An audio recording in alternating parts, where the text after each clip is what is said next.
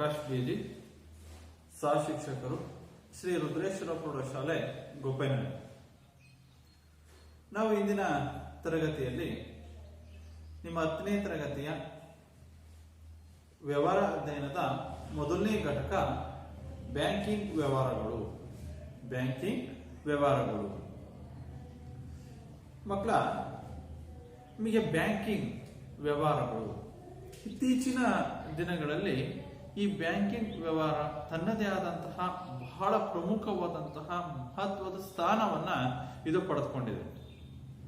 ನಿಮ್ಮೆಲ್ಲರಿಗೂ ಸಹ ಗೊತ್ತಿದೆ, ಪ್ರತಿಯೊಬ್ಬರೂ ಸಹ ನೀವು ಬ್ಯಾಂಕಿನಲ್ಲಿ ಒಂದು ಅಕೌಂಟ್ ಅನ್ನು ಓಪನ್ ಮಾಡಿರ್ತೀರಾ, ನಿಮ್ಮ ಖಾತೆಯನ್ನ ನೀವು ಬ್ಯಾಂಕಿನಲ್ಲಿ ತೆರೆದಿರ್ತೀರಾ. ಅದು ಉಳಿತಾಯ ಖಾತೆಯನ್ನ. ಯಾಕೆ ಅಂತಂದ್ರೆ ನಿಮ್ಮ ಒಂದು ನೀವೇನ್ ಸೇವಿಂಗ್ಸ್ ಅನ್ನ ಅಂದ್ರೆ ಉಳಿತಾಯ ಮಾಡಿರ್ತೀರೋ ಆ ಹಣವನ್ನ ನಿಮ್ಮ ಮನೆಯಲ್ಲಿ ಇಡುವುದರ ಬದಲಾಗಿ ನೀವು ಬ್ಯಾಂಕಿನಲ್ಲಿ ನಿಮ್ಮದೇ ಆದಂತಹ ಒಂದು ಅಕೌಂಟ್ ಅಲ್ಲಿ ಒಂದು ಸುರಕ್ಷತೆಯ ದೃಷ್ಟಿಯಿಂದ, ಭದ್ರತೆಯ ದೃಷ್ಟಿಯಿಂದ, ಮತ್ತು ನಿಮಗೆ ಶಾಲೆಯಲ್ಲಿ ವಿದ್ಯಾರ್ಥಿ ವೇತನವೂ ಸಹ ಬರುತ್ತೆ. ಆ ವಿದ್ಯಾರ್ಥಿ ವೇತನ ನಿಮಗೆ ನೇರವಾಗಿ ಪಾವತಿ ಆಗೋದಂತಂದ್ರೆ ನೀವು ಅಕೌಂಟ್ ಅನ್ನು ಓಪನ್ ಮಾಡಿದ್ರೆ ಬ್ಯಾಂಕಿನಲ್ಲಿ ಅದು ನಿಮ್ಮ ಖಾತೆಗೆ ನೇರವಾಗಿ ಜಮಾ ಆಗುತ್ತೆ. ಹಾಗಾಗಿ ಒಂದು ಸಾಮಾನ್ಯವಾಗಿ ಈ ವ್ಯವಹಾರದ ಬಗ್ಗೆ, ಬ್ಯಾಂಕಿಂಗ್ ವ್ಯವಹಾರದ ಬಗ್ಗೆ ನಿಮಗೆ ಒಂದು ಮಾಹಿತಿ, ಸ್ವಲ್ಪ ಪ್ರಮಾಣದಲ್ಲಿ ಮಾಹಿತಿ ನೀವು ತಿಳ್ಕೊಂಡಿರ್ತೀರಿ. ಆದ್ರೆ ನಾವು ಈ ಒಂದು ಘಟಕದಲ್ಲಿ ಇನ್ನು ಹೆಚ್ಚಿನವಾದಂತಹ ಒಂದು ಮಾಹಿತಿಯನ್ನ ಬ್ಯಾಂಕಿಂಗ್ ಕ್ಷೇತ್ರದ ಬ್ಯಾಂಕಿಂಗ್ ವ್ಯವಹಾರ ಈ ಘಟಕದ ಮೂಲಕವಾಗಿ ನಾವಿನ್ನು ಒಂದು ಹೆಚ್ಚಿನ ಮಾಹಿತಿಯನ್ನ, ವಿಷಯವನ್ನ ತಿಳ್ಕೊಳ್ಳೋಣ. ಆದರೆ ಈ ಘಟಕದಲ್ಲಿ ಬರುವಂತಹ ಪ್ರಮುಖ ಕಲಿಕಾ ಅಂಶಗಳು ಅಂತಂದ್ರೆ ಬ್ಯಾಂಕ್, ಆ ಪದದ ಅರ್ಥ, ಬ್ಯಾಂಕಿಂಗ್ ವ್ಯವಹಾರ ಎಂದರೇನು, ಬ್ಯಾಂಕಿಂಗ್ ಎಂದರೇನು, ಬ್ಯಾಂಕಿನ ಗುಣಲಕ್ಷಣಗಳು ಮತ್ತು ಬ್ಯಾಂಕಿನ ಕಾರ್ಯಗಳು, ಬ್ಯಾಂಕಿನ ಒಂದು ಖಾತೆಗಳು, ಬ್ಯಾಂಕಿನಲ್ಲಿ ನಾವು ತೆರೆಯಬಹುದಾದಂತಹ ಒಂದು ವಿವಿಧ ರೀತಿಯಾದಂತಹ ಖಾತೆಗಳ ಬಗ್ಗೆ, ಮತ್ತು ಕೆಲವೊಂದು ಬ್ಯಾಂಕಿನ ಖಾತೆಗಳು ಮತ್ತು ಬ್ಯಾಂಕ್ ಮತ್ತು ಗ್ರಾಹಕನಿಗಿರುವಂತಹ ಒಂದು ಸಂಬಂಧಗಳು, ಬ್ಯಾಂಕ್ ಮತ್ತು ಗ್ರಾಹಕನಿಗಿರುವ ಸಂಬಂಧಗಳು, ಬ್ಯಾಂಕ್ ಸಲ್ಲಿಸುವ ಸೇವೆ, ಬ್ಯಾಂಕಿನ ವಿಧಗಳು, ಹಾಗೂ ಒಂದು ಬ್ಯಾಂಕ್ ಖಾತೆಯನ್ನ ತೆಗೆಯುವಂತಹ ವಿಧಾನಗಳು, ಬ್ಯಾಂಕ್ ಖಾತೆಯನ್ನ ತೆಗೆಯುವ ವಿಧಾನ ಅಂದ್ರೆ ಓಪನಿಂಗ್ ಆಫ್ ಬ್ಯಾಂಕ್ ಅಕೌಂಟ್, ಇವುಗಳನ್ನ ನಾವು ಇಂದಿನ ಒಂದು ಘಟಕದಲ್ಲಿ ನಾವು ತಿಳ್ಕೊಬೇಕಾಗುತ್ತೆ. ಮೊದಲಿಗೆ ಈ ಬ್ಯಾಂಕ್ ಸುಮಾರು 200 ವರ್ಷಗಳ ಹಿಂದೆಯೂ ಸಹ ಈ ಬ್ಯಾಂಕ್ ಅನ್ನೋದೊಂದು ಸಹ ಅಭಿವೃದ್ಧಿ ಹೊಂದಿದೆ. ಅದರಲ್ಲಿ ಸುಮಾರು 200 ವರ್ಷಗಳ ಹಿಂದೆಯೂ ಸಹ ನಾವು ಈ ಬ್ಯಾಂಕ್ಗಳ ಬಗ್ಗೆ, ವ್ಯವಹಾರಗಳ ಬಗ್ಗೆ, ಬ್ಯಾಂಕಿನ ಬಗ್ಗೆ ನಾವು ತಿಳ್ಕೊಬಹುದು. ಅಂದ್ರೆ ಇಂದಿನ ಒಂದು ಕಾಲದಿಂದಲೂ ಸಹ 200 ವರ್ಷಗಳ ಹಿಂದೆ ಈ ಬ್ಯಾಂಕ್ ಸುಮಾರು ಅಭಿವೃದ್ಧಿಯನ್ನ ಹೊಂದಿದವು. ಬ್ಯಾಂಕ್ಗಳ ಸ್ವರೂಪ ಕಾಲದಿಂದ ಕಾಲಕ್ಕೆ ಅದು ಬದಲಾವಣೆ ಆಗ್ತಾನೆ ಹೋಗುತ್ತೆ. ಬ್ಯಾಂಕಿನ ಸ್ವರೂಪ ಕಾಲದಿಂದ ಕಾಲಕ್ಕೆ ಬದಲಾವಣೆ ಆಗ್ತಾ ಹೋಗುತ್ತೆ. ಸುಮಾರು 200 ವರ್ಷಗಳ ಹಿಂದೆಯೂ ಸಹ ಈ ಬ್ಯಾಂಕುಗಳ ಅಭಿವೃದ್ಧಿಯನ್ನು ಹೊಂದಿದವು. ನಾವು ನಿಮ್ಮ 9ನೇ ತರಗತಿಯಲ್ಲಿ ತಿಳ್ಕೊಂತೀವಿ ಏನು, ಈ ಬ್ಯಾಂಕ್ ಎನ್ನುವ ವ್ಯವಹಾರಕ್ಕೆ ಒಂದು ಹಿಂದೆ ನಾವು ಯಾವ ವಸ್ತು ರೂಪದವಾಗಿ ನಾವು ಹಣವನ್ನು ವಿನಿಮಯ ಮಾಡ್ಕೊಂತ ಇದ್ದು, ಸಾಟಿ ವಿನಿಮಯ ಪದ್ಧತಿ ಹಿಂದಿನ ಜಾರಿಯಲ್ಲಿತ್ತು ಅಂತೇಳಿ ನಿಮ್ಮ 9ನೇ ತರಗತಿಯ ವ್ಯವಹಾರ ಅಧ್ಯಯನ ಘಟಕದಲ್ಲಿ ನಾವು ತಿಳ್ಕೊಂಡಿದ್ವಿ. ಆದ್ರೆ ಇತ್ತೀಚಿನ ದಿನಗಳಲ್ಲಿ ಕಾಲದಿಂದ ಕಾಲಕ್ಕೆ ಅಂದ್ರೆ ಬ್ಯಾಂಕ್ ಸ್ವರೂಪ ಕಾಲದಿಂದ ಕಾಲಕ್ಕೆ ಬದಲಾವಣೆ ಆಗ್ತಿರೋದ್ರಿಂದ ನಾವು ವಿನಿಮಯ ಮಾಡಿಕೊಳ್ಳುವ ಒಂದು ವಿಧಾನವೂ ಸಹ ಬದಲಾವಣೆ ಆಗ್ತಾ ಹೋಗುತ್ತೆ. ಅದು ಬ್ಯಾಂಕಿಂಗ್ ವ್ಯವಹಾರ ಕ್ಷೇತ್ರದಲ್ಲಿ ಒಂದು ಬಹಳ ಕ್ರಾಂತಿಕಾರಕವಾದಂತಹ ಬದಲಾವಣೆ ಆಗುತ್ತೆ. ಈ ಬ್ಯಾಂಕಿಂಗ್ ವ್ಯವಹಾರ ಹಣಕಾಸಿನ ಕ್ಷೇತ್ರಕ್ಕೆ ಸಂಬಂಧಪಟ್ಟಿದ್ದಾಗಿರುತ್ತೆ. ಯಾವುದೇ ಒಬ್ಬ ವ್ಯಕ್ತಿ ಅವನಲ್ಲಿರುವಂತಹ ಹಣವನ್ನ ಅವನ ಮನೆಯಲ್ಲಿ ಸುರಕ್ಷತೆ ಇಲ್ಲದಿರುವ ಒಂದು ದೃಷ್ಟಿಯಿಂದ ಅಥವಾ ಒಂದು ಭದ್ರತೆಯ ದೃಷ್ಟಿಯಿಂದ ಏನ್ ಮಾಡ್ತಾನೆ, ಬ್ಯಾಂಕಿನಲ್ಲಿ ತಂದು ಆ ಬ್ಯಾಂಕಿನಲ್ಲಿ ಅದನ್ನ ಒಂದು ಠೇವಣಿಗಳನ್ನ ಬ್ಯಾಂಕಿನಲ್ಲಿ ಅದನ್ನ ಸುರಕ್ಷತೆ ಭದ್ರತೆ ದೃಷ್ಟಿಯಿಂದ ಬ್ಯಾಂಕಿನಲ್ಲಿ ಇರ್ತಾನೆ. ಆ ಬ್ಯಾಂಕ್ ಆ ಠೇವಣಿಗಳನ್ನ ಸ್ವೀಕರಿಸಿ ಯಾವ ವ್ಯಕ್ತಿಗೆ ಹಣದ ಅವಶ್ಯಕತೆ ಇರುತ್ತೋ ಅದನ್ನ ಸಾಲದ ರೂಪದಲ್ಲಿ ನೀಡೋದು. ಆ ವ್ಯಕ್ತಿಗೆ ಒಂದು ಕೈಗಾರಿಕೆ ಇರ್ಬೋದು, ಅದೋ ಒಂದು ಕಾರ್ಖಾನೆ ಸ್ಥಾಪನೆ ಮಾಡಕ್ಕೋ ಅಥವಾ ವ್ಯವಹಾರ ಮಾಡಕ್ಕೋ, ಬಿಸ್ನೆಸ್ ಮಾಡಕ್ಕೆ ಅಥವಾ ಒಂದು ಕೃಷಿ ಕ್ಷೇತ್ರದ ಒಂದು ಅಭಿವೃದ್ಧಿಗೋಸ್ಕರ ಹಣದ ಅವಶ್ಯಕತೆ ಇದ್ದಾಗ ಅದನ್ನ ಸಾಲದ ರೂಪದಲ್ಲಿ ಇನ್ನು ಮತ್ತೊಬ್ಬ ವ್ಯಕ್ತಿಗೆ ನೀಡುತ್ತೆ. ಅದರಿಂದ ಈ ಒಂದು ಬ್ಯಾಂಕ್ ಏನಪ್ಪಾ ಅಂತಂದ್ರೆ ಕಾರ್ಯ ಏನಪ್ಪಾ ಅಂತಂದ್ರೆ ಹಣ ಇರುವವರಿಗೆ ಅವಶ್ಯಕ ಅಂದ್ರೆ ವ್ಯಕ್ತಿಗಳಿಂದ, ಜನರಿಂದ, ಸಾರ್ವಜನಿಕರಿಂದ ಠೇವಣಿಯನ್ನ ಸ್ವೀಕರಿಸಿ ಆ ಠೇವಣಿಯನ್ನ ನಿರ್ದಿಷ್ಟ ಅವಧಿಯವರೆಗೆ ಬ್ಯಾಂಕಿನಲ್ಲಿ ಇಟ್ಕೊಂಡು ಆ ಅವಧಿ ಮುಗಿಯುವುದ ನಂತರವಾಗಿ ಅದೇ ವ್ಯಕ್ತಿಗೆ ಆ ಠೇವಣಿಯನ್ನು ನೀಡೋದು, ಅಥವಾ ಆ ಠೇವಣಿಯನ್ನು ಸ್ವೀಕರಿಸಿ ಅವಶ್ಯಕವಿದ್ದಂತಹ ವ್ಯಕ್ತಿಗೆ ಸಾಲವನ್ನ ನೀಡೋದು. ಇದು ಬ್ಯಾಂಕಿಂಗ್ ವ್ಯವಹಾರ. ಇದು ಬ್ಯಾಂಕಿನ ಬಹಳ ಪ್ರಮುಖವಾದಂತಹ ಕಾರ್ಯವನ್ನ ಇದು ನಿರ್ವಹಿಸುತ್ತೆ. ಹಾಗಾದ್ರೆ ಬ್ಯಾಂಕ್ ಆ ಪದದ ಉಗಮ ಅಥವಾ ಬ್ಯಾಂಕ್ ಪದದ ಅರ್ಥ ಏನು ಅನ್ನೋದಾದ್ರೆ, ಬ್ಯಾಂಕ್ ಅದು ನಾವು ಇಂಗ್ಲಿಷ್ ಒಂದು ಬ್ಯಾಂಕ್ ಒಂದು ಪದ ಇಟಾಲಿಯನ್ನಿನ ಬ್ಯಾಂಕೋ ಎಂಬ ಪದದಿಂದ ಉತ್ಪತ್ತಿ ಹೊಂದಿದೆ ಅಂತ. ಬ್ಯಾಂಕ್ ಎಂಬ ಪದ ಇಟಾಲಿಯನ್ನಿನ ಬ್ಯಾಂಕೋ ಎಂಬ ಪದದಿಂದ ಉತ್ಪತ್ತಿ ಹೊಂದಿದೆ, ಅಥವಾ ಫ್ರೆಂಚ್ನ ಬ್ಯಾಂಕ್ ಎಂಬ ಪದದಿಂದ ಉತ್ಪತ್ತಿ ಹೊಂದಿದೆ. ಫ್ರೆಂಚ್ನ ಬ್ಯಾಂಕ್, ಇಟಾಲಿಯನ್ನ ಬ್ಯಾಂಕೋ ಅಥವಾ ಫ್ರೆಂಚ್ನ ಬ್ಯಾಂಕ್ ಎಂಬ ಪದದಿಂದ ಉತ್ಪತ್ತಿ ಹೊಂದಿದೆ. ಹಾಗಾದ್ರೆ ಅದರ ಅರ್ಥ ಏನು ಅಂತಂದ್ರೆ ಬೆಂಚು ಎಂಬ ಅರ್ಥವನ್ನು ಕೊಡುತ್ತೆ. ಏನು ಬೆಂಚು ಅಥವಾ ಬೆಂಚ್ ಅದನ್ನ ನಾವು ಟೇಬಲ್ ಅಂತ ಏನ್ ಕರಿತೀವಿ, ಅಂದ್ರೆ ಹಣವನ್ನ ವಿನಿಮಯ ಮಾಡುವಂತಹ ಒಂದು ಟೇಬಲ್, ಒಂದು ವ್ಯವಸ್ಥೆಯ ಬ್ಯಾಂಕ್ ಅಂತೇಳಿ ಇದನ್ನ ಕರೀತಾರೆ. ಅಂದ್ರೆ ಈ ಬ್ಯಾಂಕ್ ಎಂಬ ಪದವು ಇಟಾಲಿಯನ್ನ ಬ್ಯಾಂಕೋ ಎಂಬ ಪದದಿಂದ ಉತ್ಪತ್ತಿ ಹೊಂದಿದೆ ಮತ್ತು ಫ್ರೆಂಚ್ನ ಬ್ಯಾಂಕೋ ಎಂಬ ಪದದಿಂದ ಇದು ಉತ್ಪತ್ತಿ ಹೊಂದಿದೆ. ಇವುಗಳ ಅರ್ಥ ಒಂದು ಬೆಂಚು ಅಥವಾ ಹಣವನ್ನು ವಿನಿಮಯ ಮಾಡಿಕೊಳ್ಳುವ ಟೇಬಲ್, ಹಣವನ್ನು ವಿನಿಮಯ ಮಾಡಿಕೊಳ್ಳುವಂತಹ ಪರಸ್ಪರ ವಿನಿಮಯ ಮಾಡಿಕೊಳ್ಳುವ ಟೇಬಲ್ ಅಂತೇಳಿ ಕರೆಯಲಾಗುತ್ತೆ. ಹಾಗಾದ್ರೆ ಈ ಬ್ಯಾಂಕಿನ ವ್ಯವಹಾರಕ್ಕೆ ಸಂಬಂಧಿಸಿದಂತೆ ಈ ಕಂಪನಿ, ಬ್ಯಾಂಕಿಂಗ್ ಕಂಪನಿಯು ಹಣಕಾಸಿನ ವ್ಯವಹಾರ ಅಂದ್ರೆ ಹಣವನ್ನ ತಮ್ಮಲ್ಲಿ ಇಡುಗಂಟಾಗಿ ಇಟ್ಟುಕೊಂಡಿದ್ದನ್ನ ಸಾಲ ಕೊಡುವ ಸಂಸ್ಥೆ. ಅಂದ್ರೆ ಬ್ಯಾಂಕಿಂಗ್ ಅಂದ್ರೆ ಏನು ಅನ್ನೋದಂದ್ರೆ, ಬ್ಯಾಂಕಿಂಗ್ ಅಂತಂದ್ರೆ ಹಣವನ್ನು ಇಡುಗಂಟಾಗಿ ತಮ್ಮಲ್ಲಿ ಇಟ್ಟುಕೊಂಡಿದ್ದನ್ನ ಸಾಲ ಕೊಡುವುದು. ಹಣವನ್ನು ತಮ್ಮಲ್ಲಿ ಇಡುಗಂಟಾಗಿ ಇಟ್ಟುಕೊಂಡಿದ್ದನ್ನು ಸಾಲ ಕೊಡುವಂತಹ, ತಮ್ಮಲ್ಲಿ ಇಡುಗಂಟಾಗಿ ಇಟ್ಕೊಂಡಿದ್ದನ್ನ ಸಾಲ ಕೊಡುವ ಸಂಸ್ಥೆ ಅಂತೇಳಿ ಈ ಬ್ಯಾಂಕಿಂಗ್ ಕಂಪನಿಯನ್ನ ಅಥವಾ ಬ್ಯಾಂಕಿಂಗ್ ಸಂಸ್ಥೆಯನ್ನ, ಹಣಕಾಸು ಸಂಸ್ಥೆಯನ್ನ ವ್ಯಾಖ್ಯಾನಿಸಬಹುದು. ಅಂದ್ರೆ ಬ್ಯಾಂಕಿಂಗ್ ವ್ಯವಹಾರ ಅಥವಾ ಬ್ಯಾಂಕಿಂಗ್ ಸಂಸ್ಥೆ ಎಂದರೆ ಹಣವನ್ನು ತಮ್ಮಲ್ಲಿ ಇಡುಗಂಟಾಗಿ ಇಟ್ಟುಕೊಂಡಿದ್ದನ್ನು ಸಾಲ ಕೊಡುವಂತಹ ಸಂಸ್ಥೆಯನ್ನೇ ಬ್ಯಾಂಕಿಂಗ್ ಅಂತ ಕರಿತೀವಿ. ನಾವು ಆಗ್ಲೇ ಹೇಳಿದಂಗೆ ಈ ಬ್ಯಾಂಕ್ ಏನ್ ಮಾಡುತ್ತಪ್ಪ ಅಂತಂದ್ರೆ ಠೇವಣಿಯನ್ನ ಸಾರ್ವಜನಿಕರಿಂದ ಸ್ವೀಕರಿಸಿ ಆ ಠೇವಣಿಯ ಹಣವನ್ನ ಮತ್ತೊಬ್ಬ ವ್ಯಕ್ತಿಗೆ, ಮತ್ತೊಬ್ಬ ಗ್ರಾಹಕನಿಗೆ ಸಾಲದ ರೂಪದಲ್ಲಿ ನೀಡುತ್ತೆ. ಆ ಸಾಲಕ್ಕೆ ಇಂತಿಷ್ಟು ಬಡ್ಡಿಯನ್ನು ಸಹ ಇದು ವಿಧಿಸಿ ಆ ಬಡ್ಡಿಯೊಂದಿಗೆ ಆ ಒಂದು ಸಾಲವನ್ನ ಒಂದು ಅವಧಿಯ ನಂತರವಾಗಿ ವಸೂಲಿ ಮಾಡುತ್ತೆ. ಹೀಗೆ ಒಂದು ಕೃಷಿ ಕ್ಷೇತ್ರ, ಕೈಗಾರಿಕೆಗಳು, ವ್ಯವಹಾರಗಳು, ವ್ಯಾಪಾರ ಕ್ಷೇತ್ರ ಈ ಮುಂತಾದ ಕ್ಷೇತ್ರಗಳ ಅಭಿವೃದ್ಧಿಗೆ ಪರೋಕ್ಷವಾಗಿ ಸಹಕರಿಸ್ತಿರೋದು ಅಂತಂದ್ರೆ ಬ್ಯಾಂಕಿಂಗ್ ವ್ಯವಹಾರ. ಆ ಮೂಲಕವಾಗಿ ರಾಷ್ಟ್ರದ ಅಭಿವೃದ್ಧಿಯ ದೃಷ್ಟಿಯಿಂದ ಸಹ ರಾಷ್ಟ್ರದ ತ್ವರಿತವಾಗಿ ದೇಶ ಅಭಿವೃದ್ಧಿಯಾಗಬೇಕು ಅಂತಂದ್ರೆ, ಪ್ರಗತಿಯನ್ನು ಸಾಧಿಸಬೇಕು ಅಂದ್ರೆ ಬ್ಯಾಂಕಿಂಗ್ ಕ್ಷೇತ್ರ, ಬ್ಯಾಂಕಿಂಗ್ ವ್ಯವಹಾರದಿಂದಾಗಿ ರಾಷ್ಟ್ರ ಅಭಿವೃದ್ಧಿಗೆ ಪರೋಕ್ಷವಾದಂತಹ ಒಂದು ಕಾರಣ ಬ್ಯಾಂಕಿಂಗ್ ವ್ಯವಹಾರಗಳು.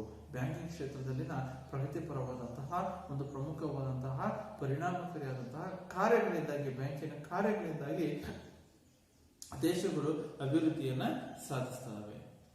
ಹಾಗಾದ್ರೆ ಈ ನಾವು ಠೇವಣಿ ಅಂತ ಹೇಳ್ತೀವಿ. ಠೇವಣಿ ಅಂತಂದ್ರೆ ಏನು ಅಂತಂದ್ರೆ ಯಾವುದೋ ಒಬ್ಬ ವ್ಯಕ್ತಿಯಿಂದ, ಠೇವಣಿ ಅಂತಂದ್ರೆ ಹಣವನ್ನ ಉಳಿತಾಯ ಮಾಡುವವರಿಂದ ಸ್ವೀಕರಿಸುವುದು. ಹಣವನ್ನ ಯಾರು ಉಳಿತಾಯ ಮಾಡಬೇಕು ಅಂತ ಇರ್ತಾರ, ಕೆಲವೊಂದು ಸಾರ್ವಜನಿಕರಿಗೆ ಅವರಲ್ಲಿ ಅತಿ ಹೆಚ್ಚಿನವಾದಂತಹ ಹಣ ಇರುತ್ತೆ. ಆ ಹಣವನ್ನು ಉಳಿತಾಯ ಮಾಡಬೇಕು ಅಂತ ಯಾರು ಭಾವಿಸ್ತಾರೋ, ಉಳಿತಾಯ ಮಾಡುವ ಜನರಿಂದ ಅಥವಾ ಸಾರ್ವಜನಿಕರಿಂದ ಸ್ವೀಕರಿಸುವಂತಹ ಹಣ ಏನಿದೆಯೋ ಹಣವನ್ನೇ ನಾವು ಠೇವಣಿ ಅಂತ ಕರೆಯೋದು. ಹಣವನ್ನು ಉಳಿತಾಯ ಮಾಡುವಂತಹ ಸಾರ್ವಜನಿಕರಿಂದ ಸ್ವೀಕರಿಸೋದು, ಆ ಹಣವನ್ನ ನಾವು ಠೇವಣಿ ಅಂತ ಕರೀತೀವಿ. ಅವರು ತಮ್ಮ ಮನೆಯಲ್ಲಿ ಇಟ್ಕೊಳ್ಬಹುದು, ಆದ್ರೆ ಭದ್ರತೆ, ಸುರಕ್ಷತೆಯ ದೃಷ್ಟಿಯಿಂದ ಏನ್ ಮಾಡ್ತಾರೆ, ಅದು ಉಳಿತಾಯ ಮಾಡಬೇಕು ಅಂತೇಳಿ ಆ ಹಣವನ್ನ ಏನ್ ಮಾಡ್ತಾರೆ, ಬ್ಯಾಂಕಿಗೆ ತರ್ತಾರೆ. ಆ ಹಣವೇ ಠೇವಣಿ ಅಂತಾರೆ. ಸಾಲ ಅಂತಂದ್ರೆ ಅವಶ್ಯಕವಿರುವವರಿಗೆ ನೀಡುವಂತಹ ಹಣ, ಅಂದ್ರೆ ಹಣವನ್ನು ಅವಶ್ಯಕವಿರುವವರಿಗೆ ಬ್ಯಾಂಕ್ ನೀಡುವಂತಹ ಹಣ ಏನಿದೆಯೋ, ಯಾರಿಗೆ ಅವಶ್ಯಕ ಇರುತ್ತೋ ಅಂತ ಅವಶ್ಯಕವಿರುವವರಿಗೆ ಬ್ಯಾಂಕ್ ನೀಡುವಂತಹ ಹಣವನ್ನೇ ನಾವು ಅದನ್ನ ಸಾಲ ಅಂತ ಕರೀತೀವಿ. ಅಂದ್ರೆ ಠೇವಣಿಯನ್ನ ಸ್ವೀಕರಿಸಿ ಅದನ್ನ ಸಾಲದ ರೂಪದಲ್ಲಿ ನೀಡೋದು, ಇದು ಬ್ಯಾಂಕಿನ ಪ್ರಮುಖವಾದಂತಹ ಕಾರ್ಯ. ಹಾಗಾದ್ರೆ ಈ ಬ್ಯಾಂಕಿನ ಗುಣಲಕ್ಷಣಗಳೇನು? ಬ್ಯಾಂಕ್ ಯಾವ ಪ್ರಮುಖವಾದ ಗುಣಲಕ್ಷಣಗಳನ್ನು ಹೊಂದಿದೆ ಅಂದ್ರೆ, ಬ್ಯಾಂಕ್ ತನ್ನದೇ ಆದಂತಹ ಬಹಳ ಪ್ರಮುಖವಾದ 11 ಗುಣಲಕ್ಷಣಗಳನ್ನ ಬ್ಯಾಂಕ್ ಹೊಂದಿದೆ. ಒಂದು, ಬ್ಯಾಂಕಿನ ಗುಣಲಕ್ಷಣಗಳು, ಒಂದು ಹಣದ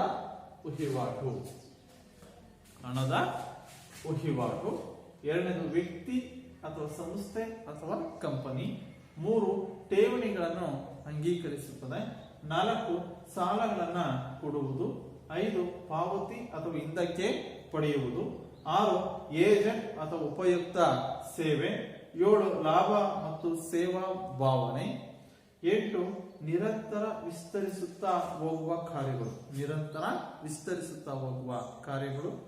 9 ಸಂಬಂಧ ಕಲ್ಪಿಸುವ ಕೊಂಡಿ, 10 ಬ್ಯಾಂಕಿಂಗ್ ವ್ಯವಹಾರ, 11 ಹೆಸರಿನ ಗುರುತು. ಇವು ಬ್ಯಾಂಕಿನ ಬಹಳ ಪ್ರಮುಖವಾದಂತಹ ಗುಣಲಕ್ಷಣಗಳು. ಇವುಗಳಲ್ಲಿ ನಾವು ಒಂದೊಂದು ಗುಣಲಕ್ಷಣಗಳ ಬಗ್ಗೆ ನಾವು ತಿಳ್ಕೊಳ್ಳೋಣ. ಮೊದಲನೇದು ಹಣದ ವಹಿವಾಟು. ಬ್ಯಾಂಕಿನ ಬಹಳ ಪ್ರಮುಖವಾದಂತಹ ಗುಣಲಕ್ಷಣ ಅಂದ್ರೆ ಹಣದ ವಹಿವಾಟು. ಇದು ಬ್ಯಾಂಕ್ ಒಂದು ಹಣಕಾಸಿನ ಸಂಸ್ಥೆಯಾಗಿದ್ದು ಅದರ ವ್ಯಾಪ್ತಿಯಲ್ಲಿ ಕಾರ್ಯನಿರ್ವಹಿಸುವುದರಿಂದ ಇದು ಬ್ಯಾಂಕ್ ಬಹಳ ಪ್ರಮುಖವಾದಂತಹ ಗುಣಲಕ್ಷಣ ಏನಪ್ಪಾ ಅಂದ್ರೆ ಹಣವನ್ನ ವಹಿವಾಟನ್ನ ಮಾಡೋದು. ಹಣದ ಯಾವುದೇ ಒಬ್ಬ ಯಾರಿಗೆ ಉಳಿತಾಯ ಮಾಡಬೇಕಾಗಿರುತ್ತೋ ಅವರಿಂದ ಸ್ವೀಕರಿಸಿ ಅದನ್ನು ಅವಶ್ಯಕವಿರುವವರಿಗೆ ಸಾಲ ನೀಡೋದು. ಅಲ್ಲಿ ವಹಿವಾಟಿನ ಒಂದು ಸೇತುವೆಯಾಗಿ, ಸಂಬಂಧ ಕಲ್ಪಿಸುವ ಸೇತುವೆಯಾಗಿ ಇಲ್ಲಿ ಕಾರ್ಯವನ್ನ ನಿರ್ವಹಿಸುತ್ತೆ ಯಾವುದು? ಬ್ಯಾಂಕ್. ಅದರಿಂದ ಹಣದ ವಹಿವಾಟು ಮಾಡುವಂತಹ ಒಂದು ಸಂಸ್ಥೆ ಅಂತಂದ್ರೆ ಬ್ಯಾಂಕ್. ಇನ್ನು ಎರಡನೇದು ವ್ಯಕ್ತಿ ಅಥವಾ ಸಂಸ್ಥೆ ಅಥವಾ ಕಂಪನಿ. ಬ್ಯಾಂಕು ವ್ಯಕ್ತಿಯಾಗಿರಬಹುದು ಅಥವಾ ಸಂಸ್ಥೆ ಆಗಿರಬಹುದು ಅಥವಾ ಕಂಪನಿ ಆಗಿರಬಹುದು. ಅದರಿಂದ ಬ್ಯಾಂಕ್ ಎಂಬುದು ಒಂದು ಕಂಪನಿ, ಒಂದು ಸಂಸ್ಥೆ ಮತ್ತು ವ್ಯಕ್ತಿ ಅಂತ ನಾವು ಕರಿತೀವಿ. ಇನ್ನ ಮೂರನೇದು ಠೇವಣಿಗಳನ್ನು ಅಂಗೀಕರಿಸುತ್ತೆ. ನಾವು ಹೇಳಿದ್ವಾಗ್ಲೇ ಏನಂತ, ಠೇವಣಿ ಅಂತಂದ್ರೆ ಯಾರು ಉಳಿತಾಯ ಮಾಡಬೇಕು ಅಂತ ಇರುತ್ತಾರೋ ಅಂತ ಸಾರ್ವಜನಿಕರಿಂದ ಅಥವಾ ಜನರಿಂದ ಸ್ವೀಕರಿಸುವಂತಹ, ಬ್ಯಾಂಕ್ ಸ್ವೀಕರಿಸುವಂತಹ ಹಣವನ್ನೇ ನಾವು ಠೇವಣಿ ಅಂತ ಕರಿತೀವಿ. ಅಂತ ಠೇವಣಿಯನ್ನ ಅಂಗೀಕರಿಸುತ್ತೆ. ಅಂದ್ರೆ ಒಬ್ಬ ವ್ಯಕ್ತಿ ಅವನಲ್ಲಿರುವಂತಹ ಹಣವನ್ನ, ಸುಮಾರು 1 ಲಕ್ಷ ಹಣ ಇದೆ ಅಂದ್ರೆ ಆ 1 ಲಕ್ಷ ಹಣವನ್ನ ಅವನ ಭದ್ರತೆಯ ದೃಷ್ಟಿಯಿಂದ ಬ್ಯಾಂಕ್ ಆ ಒಂದು ಹಣವನ್ನ ಸ್ವೀಕರಿಸಿದ್ರೆ ಆ ಹಣ 1 ಲಕ್ಷ ಠೇವಣಿ ಆಗಿರುತ್ತೆ. ಆ 1 ಲಕ್ಷವನ್ನ ಆ ಠೇವಣಿ ಇಟ್ಟಿದ್ದನ್ನ 1 ವರ್ಷಕ್ಕೆ ಇಟ್ಟಿದ್ರೆ ಆ 1 ವರ್ಷದ ಅವಧಿಯ ನಂತರ ಆ 1 ಲಕ್ಷಕ್ಕೆ ಇಂತಿಷ್ಟು ಬಡ್ಡಿಯನ್ನ ಸೇರಿಸಿ 1 ವರ್ಷದ ನಂತರ, ಅವಧಿ ಮುಗಿದ ನಂತರ ಆ ಠೇವಣಿಯನ್ನ ಸಂಬಂಧಪಟ್ಟಂತ ಸಾರ್ವಜನಿಕರಿಗೆ ಅಥವಾ ಗ್ರಾಹಕನಿಗೆ ಪೂರೈಸುತ್ತೆ. ಹೀಗೆ ಬ್ಯಾಂಕ್ ಬಹಳ ಪ್ರಮುಖವಾಗಿ ಒಂದು ಠೇವಣಿಗಳನ್ನ ಅಂಗೀಕರಿಸುವಂತ ಕಾರ್ಯವನ್ನ ಅಥವಾ ಠೇವಣಿಗಳನ್ನ ಅಂಗೀಕರಿಸುತ್ತೆ. 4ನೇದು ಸಾಲಗಳನ್ನ ಕೊಡುವುದು. ಬ್ಯಾಂಕಿನ ಒಂದು ಮಹತ್ವ ಹೆಚ್ಚಾಗಿರೋದು, ಬಹಳ ಪರಿಣಾಮಕಾರಿಯಾದ ತನ್ನ ಕಾರ್ಯವನ್ನ ತನ್ನ ಗುಣಲಕ್ಷಣ ಹೊಂದಿರೋದು ಅಂತಂದ್ರೆ ಗುಣಲಕ್ಷಣ ಅಂದ್ರೆ ಸಾಲವನ್ನ ಕೊಡೋದು. ಯಾಕೆಂದ್ರೆ ನಮ್ಮ ದೇಶದಲ್ಲಿ ನಮ್ಮ ಪ್ರತಿಯೊಬ್ಬ ವ್ಯಕ್ತಿಯೂ ಸಹ ಒಂದೇ ರೀತಿಯಾಗಿ ವಿಭಿನ್ನವಾದಂತಹ ಒಂದು ಪ್ರಾದೇಶಿಕವಾದಂತಹ ಒಂದು ವ್ಯತ್ಯಾಸದಿಂದ ಕೂಡಿರ್ತಾರೆ. ಮತ್ತು ಸಮಾಜದಲ್ಲೂ ಸಹ ಸಾಕಷ್ಟು ಒಂದು ಏಣಿ ಶ್ರೇಣಿ ವ್ಯವಸ್ಥೆಯನ್ನ ನಮ್ಮ ದೇಶದ ಒಂದು ಸಾಮಾಜಿಕ ಒಂದು ವ್ಯವಸ್ಥೆಯಲ್ಲಿ ನಾವು ನೋಡ್ತೀವಿ. ಅಂದ್ರೆ ಬಡವರು ಮತ್ತು ಶ್ರೀಮಂತರು. ಈ ಬಡವರು ಮತ್ತು ಶ್ರೀಮಂತರ ಒಂದು ವರ್ಗ ಸಮಾಜದಲ್ಲಿ ಸೃಷ್ಟಿಯಾಗಿರೋದ್ರಿಂದ ಈ ಬಡವರು ಯಾವುದಾದ್ರೂ ಒಂದು ವ್ಯವಹಾರವನ್ನ ಮಾಡಬೇಕು ಅಂದಾಗ, ಕೃಷಿ ಕ್ಷೇತ್ರದಲ್ಲಿನ ಅತಿ ಹೆಚ್ಚಿನವಾದಂತಹ ಅಭಿವೃದ್ಧಿಗಾಗಿ ಹೊಸ ಕಾರ್ಖಾನೆಗಳನ್ನ ಸ್ಥಾಪನೆ ಮಾಡಬೇಕು ಅಂತಂದಾಗ ಅವರಿಗೆ ಹಣ ಬೇಕಾಗಿರುತ್ತೆ. ಹಣ ಬಹಳ ಅವಶ್ಯಕವಾಗಿರುತ್ತೆ. ಅಂತಹ ವ್ಯಕ್ತಿಗಳಿಗೆ ಸಾಲ ಕೊಡುವುದರ ಮೂಲಕವಾಗಿ ಪರೋಕ್ಷವಾಗಿ ಕೃಷಿ ಮತ್ತು ಕೈಗಾರಿಕೆಗಳ ಅಭಿವೃದ್ಧಿಗೆ ಸಹಕರಿಸುತ್ತೆ. ಆ ಹಿನ್ನೆಲೆಯಲ್ಲಿ ರಾಷ್ಟ್ರದ ಅಭಿವೃದ್ಧಿಗೂ ಸಹ ತನ್ನ ಒಂದು ಕೊಡುಗೆಯನ್ನ ಬ್ಯಾಂಕಿಂಗ್ ಕ್ಷೇತ್ರ ನೀಡ್ತಾ ಇದೆ. ಅದರಿಂದ ಬ್ಯಾಂಕಿನ ಬಹಳ ಪ್ರಮುಖವಾದದ್ದು ಒಂದು ಲಕ್ಷಣ ಅಂತಂದ್ರೆ ಸಾಲ ಕೊಡುವಂತಹ ಒಂದು ಸಂಸ್ಥೆ ಅಂತಂದ್ರೆ ಬ್ಯಾಂಕಿಂಗ್ ವ್ಯವಹಾರ, ಬ್ಯಾಂಕಿಂಗ್ ಕ್ಷೇತ್ರ. ಇನ್ನ 5ನೇದು ಪಾವತಿ ಅಥವಾ ಹಿಂದಕ್ಕೆ ಪಡೆಯುವುದು. ಪಾವತಿ ಅಥವಾ ಹಿಂದಕ್ಕೆ ಪಡೆಯುವುದು, ಪಾವತಿ ಮಾಡೋದು ಏನಂತಂದ್ರೆ ಒಂದು ಯಾವುದೇ ರೀತಿಯ ಒಂದು ಪಿಂಚಣಿ, ಒಂದು ವ್ಯಕ್ತಿಯ ಒಂದು ಪಿಂಚಣಿ ಹಣವನ್ನ ಅಥವಾ ವಿದ್ಯಾರ್ಥಿ ವೇತನವನ್ನ, ಮಕ್ಕಳು ನೀವೆಲ್ಲರೂ ಸಹ ನಾನು ಆಗ್ಲೇ ಹೇಳ್ದಂಗೆ ಪ್ರಾರಂಭದಲ್ಲೇ ಹೇಳ್ದಂಗೆ ನೀವೆಲ್ಲರೂ ಸಹ ನೀವು ವಿದ್ಯಾರ್ಥಿ ವೇತನಕ್ಕೆ ಅರ್ಜಿನ ಹಾಕಂತ ಸಂದರ್ಭದಲ್ಲಿ ಆ ವಿದ್ಯಾರ್ಥಿ ವೇತನ ಆ ಒಂದು ಸಂಬಂಧಪಟ್ಟ ಇಲಾಖೆಯಿಂದ ನೇರವಾಗಿ ನಿಮ್ಮ ಬ್ಯಾಂಕಿಗೆ ನೀವು ತೆರೆದಿರುವಂತಹ ಖಾತೆಗೆ ಜಮಾ ಆಗುತ್ತೆ. ಆ ಜಮಾ ಆದಾಗ ಆ ಒಂದು ವಿದ್ಯಾರ್ಥಿ ವೇತನವನ್ನ ನೀವು ಪಾವತಿ ಪಡ್ಕೊಂತೀರ, ಹಿಂದಕ್ಕೆ ನೀವು ಪಡ್ಕೊಂತೀರಾ, ಪಾವತಿ ಮಾಡುತ್ತೆ. ಆ ವಿದ್ಯಾರ್ಥಿ ವೇತನವನ್ನ ಬ್ಯಾಂಕಿಂಗ್ ಪಾವತಿ ಮಾಡುತ್ತೆ, ಪಿಂಚಣಿಯನ್ನ ಬ್ಯಾಂಕಿಂಗ್ ಪಾವತಿ ಮಾಡುತ್ತೆ. ಇದನ್ನ ನಾವು ಪಾವತಿ ಅಂತ ಕರೀತೀವಿ. ಹಿಂದಕ್ಕೆ ಪಡೆಯುವುದು ಅಂದ್ರೆ ನಾನು ಆಗ್ಲೇ ಹೇಳ್ದಂಗೆ ನಮ್ಮಲ್ಲಿರುವ ಹಣವನ್ನ ಉಳಿತಾಯ ಮಾಡಬೇಕೆಂಬ ದೃಷ್ಟಿಯಿಂದ ಬ್ಯಾಂಕಿನಲ್ಲಿ ಇಟ್ಟಿರ್ತೀವಲ್ಲ, ಆ ಅವಧಿಯ ನಂತರ ಹೋಗಿದ್ರೆ ಹಿಂದಕ್ಕೆ ಪಡಿತೀವಿ. ನಮ್ಮ ಹಣವನ್ನ ಬ್ಯಾಂಕಿನ ಒಂದು ಬ್ಯಾಂಕ್ ಅಲ್ಲಿ ಖಾತೆಯಲ್ಲಿ ನಾವು ಇಟ್ಟು ತನ್ನಂತರ ಅದಕ್ಕೆ ಬಡ್ಡಿಯೊಂದಿಗೆ ಹಿಂದಕ್ಕೆ ಪಡೆಯೋದು. ಪಾವತಿ ಅಂತಂದ್ರೆ ವಿದ್ಯಾರ್ಥಿ ವೇತನವನ್ನ, ಸರ್ಕಾರಿ ಯೋಜನೆಗಳನ್ನ ಅಥವಾ ಒಂದು ಪಿಂಚಣಿಯನ್ನ ಪಾವತಿ ಮಾಡುತ್ತೆ ಬ್ಯಾಂಕ್. ಇದು ಒಂದು ಬ್ಯಾಂಕಿನ ಪ್ರಮುಖವಾದಂತಹ ಒಂದು ಗುಣಲಕ್ಷಣ. ಇನ್ನ 6ನೇದು ಏಜೆಂಟ್ ಅಥವಾ ಉಪಯುಕ್ತ ಸೇವೆ. ಬ್ಯಾಂಕ್ ಬಹಳ ಏಜೆಂಟರ ರೀತಿಯಾಗಿ ತನ್ನ ಕಾರ್ಯವನ್ನ ಇದು ನಿರ್ವಹಿಸುತ್ತೆ. ಯಾಕೆಂದ್ರೆ ನೋಡ್ರಿ, ಇಲ್ಲಿ ಯಾವುದೋ ಒಬ್ಬ ವ್ಯಕ್ತಿ ಅವನಲ್ಲಿರುವ ಹಣವನ್ನ ಬ್ಯಾಂಕಿಗೆ ತಂದಿರ್ತಾನೆ ಭದ್ರತೆಯ ದೃಷ್ಟಿಯಿಂದ. ಅವನಿಗೆ ಕೆಲವೊಂದು ಸಂದರ್ಭದಲ್ಲಿ ಭದ್ರತಾ ಕಪಾಟ್ಗಳನ್ನು ಸಹ ನೀಡುತ್ತೆ. ಯಾಕೆಂದ್ರೆ ಅವನ ಮನೆಯಲ್ಲಿ ಬೆಲೆ ಬಾಳುವಂತಹ ಆಭರಣಗಳಿದ್ದಂಥ ಸಂದರ್ಭದಲ್ಲಿ ಅವನಿಗೆ ಅತಿ ಹೆಚ್ಚಿನವಂತಹ ಹಣ ಇದ್ದಾಗ ಭದ್ರತೆ ಬೇಕಾಗಿರುತ್ತೆ. ಅದಕ್ಕೋಸ್ಕರವಾಗಿ ಬ್ಯಾಂಕಿಗೆ ಬಂದಂತ ಸಂದರ್ಭದಲ್ಲಿ ಆ ಬ್ಯಾಂಕ್ ಏನ್ ಮಾಡುತ್ತೆ, ಅವನಿಗೆ ಭದ್ರತಾ ಕಪಾಟ್ಗಳನ್ನು ನೀಡುವುದರ ಮೂಲಕವಾಗಿ ಅವನಲ್ಲಿರುವಂತಹ ಹಣವನ್ನ, ಆ ವ್ಯಕ್ತಿಯಲ್ಲಿರುವಂತಹ ಒಂದು ಬೆಲೆ ಬಾಳುವಂತಹ ವಸ್ತುಗಳನ್ನ ತನ್ನ ಒಂದು ಆ ಭದ್ರತಾ ಕಪಾಟಿನಲ್ಲಿ ನೀಡುದು. ಭದ್ರತಾ ಕಪಾಟಿನಲ್ಲಿ ಆ ಒಂದು ಕೊಡೋದ್ರ ಮೂಲಕ ಭದ್ರತಾ ಕಪಾಟನ್ನು ತನ್ನ ಇಡುಗಂಟಾಗಿ ಇಟ್ಕೊಳ್ಳೋದು. ಅದನ್ನ ಮತ್ತೊಬ್ಬ ಯಾರೋ ವ್ಯಕ್ತಿಗೆ ಸಾಲ ಬೇಕಿದ್ದಂತ ಸಂದರ್ಭದಲ್ಲಿ ಅದನ್ನ ಸಾಲದ ರೂಪದಲ್ಲಿ ಮತ್ತೆ ಬೇರೆ ಇನ್ನೊಬ್ಬ ವ್ಯಕ್ತಿಗೆ ನೀಡುತ್ತೆ. ಅಲ್ಲಿ ಸಾಲಗಾರನಿಗೂ ಮತ್ತು ಗ್ರಾಹಕ ಇವೆರಡರ ನಡುವೆ ಒಂದು ಏಜೆಂಟರ ರೀತಿಯಾಗಿ ಅವರಿಬ್ಬರ ಮಧ್ಯೆ ಸಂಬಂಧ ಕಲ್ಪಿಸುವ ಕೊಂಡಿಯಾಗಿ ಮತ್ತು ಕಾರ್ಯನಿರ್ವಹಿಸುವುದು ಅಂದ್ರೆ ಬ್ಯಾಂಕ್. ಅದರಿಂದ ಈ ಒಂದು ಬ್ಯಾಂಕ್ ಏಜೆಂಟರ ರೀತಿ ತನ್ನ ಉಪಯುಕ್ತವಾದಂತಹ ಸೇವೆಯನ್ನ ಬ್ಯಾಂಕ್ ನೀಡ್ತಾ ಇದೆ. ಲಾಭ ಮತ್ತು ಸೇವಾ ಭಾವನೆ. ಬ್ಯಾಂಕಿನ ಬಹಳ ಗುಣಲಕ್ಷಣ, ಬಹಳ ಪ್ರಮುಖವಾದದ್ದು ಲಾಭ. ಯಾಕೆಂದ್ರೆ ಬ್ಯಾಂಕ್ ಇದು ಹಣಕಾಸು ಸಂಸ್ಥೆ ಆಗಿರೋದ್ರಿಂದ ಇದು ಲಾಭವನ್ನು ಗಳಿಸೋದು ಸಹ ಇದರ ಮೂಲವಾದಂತಹ ಉದ್ದೇಶವಾಗಿರುತ್ತೆ. ನಾವು ಹೇಳ್ದಂಗೆ ಇಲ್ಲಿ 1 ಲಕ್ಷ ಅವನು ಠೇವಣಿಯನ್ನು ಇಟ್ಟಂತ ಸಂದರ್ಭದಲ್ಲಿ ಅವಧಿಯ ನಂತರವಾಗಿ 1 ಲಕ್ಷದ ಒಂದು ಅವಧಿಯ ಮುಗಿದ ನಂತರ 1 ಲಕ್ಷದ ಜೊತೆಗೆ ಒಂದು ಬಡ್ಡಿಯನ್ನು ಸೇರಿಸಿ ಆ ವ್ಯಕ್ತಿಗೆ, ಠೇವಣಿ ಇಟ್ಟಂತ ವ್ಯಕ್ತಿಗೆ ಬ್ಯಾಂಕ್ ನೀಡುತ್ತೆ. ಆದ್ರೆ ಸಾಲ ಕೊಡಬೇಕಾದ್ರೆ ಇಂತಿಷ್ಟು ಒಂದು ಬಡ್ಡಿಯನ್ನು ಸಹ ಇದು ವಿಧಿಸುತ್ತೆ. ಸಾಲಗಾರನಿಗೆ 5 ಲಕ್ಷ ಸಾಲವನ್ನ ಕೊಡುತ್ತಂದ್ರೆ ಆ 5 ಲಕ್ಷಕ್ಕೆ ಸಾಲಕ್ಕೆ ಬಡ್ಡಿಯನ್ನ ವಿಧಿಸಿ ಬಡ್ಡಿಯನ್ನ ವಸೂಲಿ ಮಾಡುತ್ತೆ. ಅದು ಲಾಭದ ಪ್ರಮುಖವಾದಂತಹ ಒಂದು ಗುಣಲಕ್ಷಣವಾಗಿರುತ್ತೆ. ಆದ್ರೆ ಕೆಲವೊಂದು ಸಂದರ್ಭದಲ್ಲಿ ಬ್ಯಾಂಕ್ ಸೇವಾ ಭಾವನೆಯನ್ನ, ಸೇವಾ ಮನೋಭಾವನೆಯನ್ನು ಸಹ ಬ್ಯಾಂಕ್ ಇಟ್ಕೊಂಡಿರುತ್ತೆ. ಅಂದ್ರೆ ಏನು ಅಂತಂದ್ರೆ ಕೃಷಿ ಕ್ಷೇತ್ರಕ್ಕೆ ಸಂಬಂಧಪಟ್ಟಂತೆ ಒಂದು ಶೂನ್ಯ ಬಡ್ಡಿ ದರದಲ್ಲಿ ಸಾಲ ನೀಡೋದು, ಶೂನ್ಯ ಬಡ್ಡಿ ದರದಲ್ಲಿ ಸಾಲ ನೀಡೋದು, ವಾಹನದ ಮೇಲಿನ ಒಂದು ಸಾಲದಲ್ಲಿ ರಿಯಾಯಿತಿಯನ್ನ ಕೊಡೋದು. ವಾಹನ ಸಾಲವನ್ನ ನೀಡುವಾಗ ಆ ಒಂದು ವಾಹನದ ಸಾಲಕ್ಕೆ ಇಂತಿಷ್ಟು ಕಂತುಗಳ ಒಂದು ರಿಯಾಯಿತಿಯನ್ನ ನೀಡೋದು, ಕೆಲವೊಂದು ಶೂನ್ಯ ಬಡ್ಡಿ ದರದಲ್ಲಿ ಸಾಲ ನೀಡೋದು. ಈ ಒಂದು ಕಾರ್ಯವನ್ನ ಮಾಡುವುದರ ಮೂಲಕವಾಗಿ ಬ್ಯಾಂಕ್ ಸೇವಾ ಮನೋಭಾವನೆಯನ್ನ ಇದಿಟ್ಕೊಂಡಿರುತ್ತೆ. ಇದು ಒಂದು ದಬ್ಬಾಳಿಕೆನಾಗ್ಲಿ ದೌರ್ಜನ್ಯನಾಗ್ಲಿ ಗ್ರಾಹಕರ ಮೇಲೆ ಮಾಡಲ್ಲ. ಇದರ ಮೂಲ ಉದ್ದೇಶ ಇದು ಲಾಭ ಜೊತೆಗೆ ಸೇವಾ ಭಾವನೆಯನ್ನು ಸಹ ಸರ್ವಿಸ್ ಮೈಂಡ್ ಅನ್ನ ಈ ಬ್ಯಾಂಕ್ ಇಟ್ಕೊಂಡಿರುತ್ತೆ. ಆ ಮೂಲಕವಾಗಿ ಬ್ಯಾಂಕ್ ತನ್ನ ಒಂದು ಗ್ರಾಹಕರೊಂದಿಗೆ ಉಪಯುಕ್ತವಾದಂತಹ ಸೇವೆಯನ್ನ ಇದು ನೀಡುತ್ತಾ ಬಂದಿದೆ. ಇನ್ನ 8ನೇದು ನಿರಂತರ ವಿಸ್ತರಿಸುತ್ತಾ ಹೋಗುವ ಕಾರ್ಯಗಳು. ನಿರಂತರ ವಿಸ್ತರಿಸುತ್ತ ಬ್ಯಾಂಕಿನ ಒಂದು ಕಾರ್ಯಗಳು ನಿರಂತರ ಒಂದು ಅಷ್ಟ ದಿಕ್ಕುಗಳಲ್ಲೂ ಸಹ ಪ್ರತಿಯೊಂದು ಯಾವುದೇ ಒಂದು ಪ್ರದೇಶಕ್ಕಾಗ್ಲಿ ಒಂದು ಕಾಲಕ್ಕಾಗ್ಲಿ ಸೀಮಿತವಾಗಿಲ್ಲ. ಪ್ರತಿಯೊಂದು ದಿಕ್ಕಿನಲ್ಲೂ ಸಹ ತನ್ನ ಕಾರ್ಯಗಳನ್ನ ವಿಸ್ತರಿಸ್ತಾ ಹೋಗ್ತಾ ಇದೆ.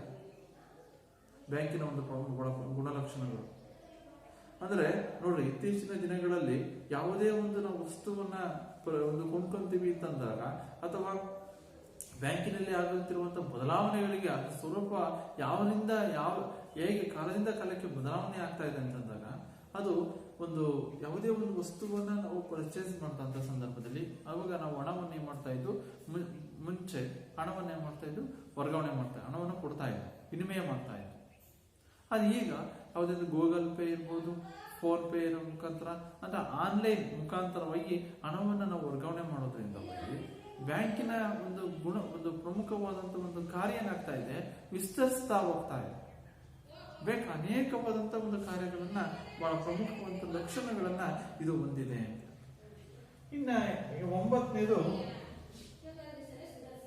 ಸಂಬಂಧ ಕಲ್ಪಿಸುವ ಕೊಂಡಿ. ಬ್ಯಾಂಕಿನ ಬಹಳ ಪ್ರಮುಖವಾದಂತಹ ಒಂದು ಲಕ್ಷಣ ಸಂಬಂಧ ಕಲ್ಪಿಸುವಂತಹ ಕೊಂಡಿ. ಹಾಗಾದ್ರೆ ಏನ್ ಸಂಬಂಧವನ್ನು ಕಲ್ಪಿಸುತ್ತೆ ಬ್ಯಾಂಕ್ ಅಂತಂದ್ರೆ, ಠೇವಣಿದಾರರು ಮತ್ತು ಸಾಲ ಪಡೆಯುವವರ ಮಧ್ಯೆ ಸಂಪರ್ಕ ಕಲ್ಪಿಸುವಂತಹ ಒಂದು ಕೊಂಡಿಯಾಗಿ ಕಾರ್ಯವನ್ನ ನಿರ್ವಹಿಸುತ್ತೆ. ಗ್ರಾಹಕರ ಉಳಿಕೆ ಹಣವನ್ನ ಠೇವಣಿಗಳ ಮೂಲಕ ಸಂಗ್ರಹಿಸಿ ಇದನ್ನು ಯಾರಿಗೆ ಅವಶ್ಯಕವಿದೆಯೋ ಅವರಿಗೆ ಸಾಲವನ್ನು ಕೊಡುತ್ತೆ. ಅಂದ್ರೆ ಠೇವಣಿದಾರ ಮತ್ತು ಸಾಲಗಾರರ ನಡುವೆ ಒಂದು ಸಂಬಂಧ ಕಲ್ಪಿಸುವ ಕೊಂಡಿಯಾಗಿ ಬ್ಯಾಂಕ್ ಕಾರ್ಯನಿರ್ವಹಿಸುತ್ತೆ. ಅಂದ್ರೆ ಠೇವಣಿಯ ಹಣದ ಉಳಿಕೆಯನ್ನ ಅವಶ್ಯಕವಿರುವಂತಹ ಮತ್ತಾರಿಗೂ ಇದು ಹಣವನ್ನ ಸಾಲದ ರೂಪದಲ್ಲಿ ನೀಡುತ್ತೆ. ಆ ಹಿನ್ನೆಲೆಯಲ್ಲಿ ಬ್ಯಾಂಕ್ ಠೇವಣಿದಾರ ಮತ್ತು ಸಾಲಗಾರರ ನಡುವೆ ಸಂಬಂಧ ಕಲ್ಪಿಸುವಂತಹ ಒಂದು ಸೇತುವೆಯಾಗಿ, ಸಂಪರ್ಕ ಸೇತುವೆಯಾಗಿ ಇದು ಕಾರ್ಯನಿರ್ವಹಿಸುತ್ತೆ.